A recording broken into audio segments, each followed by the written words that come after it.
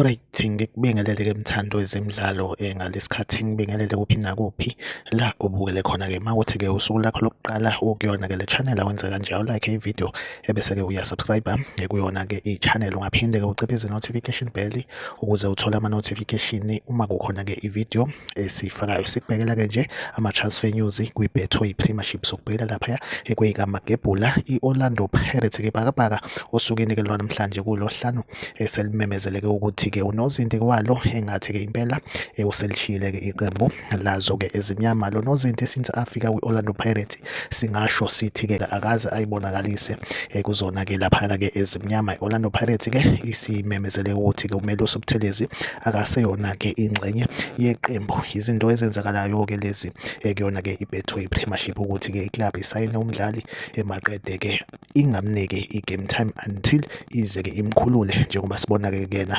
uMelusi Buthelezi esimfisela inhlanhla ukuthi-ke la ayakhona kube ukuthi-ke izinto zakhe zizoba impumelelo. Iyona update engiphethe-ke njengamanje, like ivideo usubscribe kuyona-ke i-channel. Mina nawe ngizohleze ngikhona la ngulethela-ke ama-transfer news kwi-Betway Premiership. Okwamanje-ke ivideo yethu asibambe la, nisale kahle.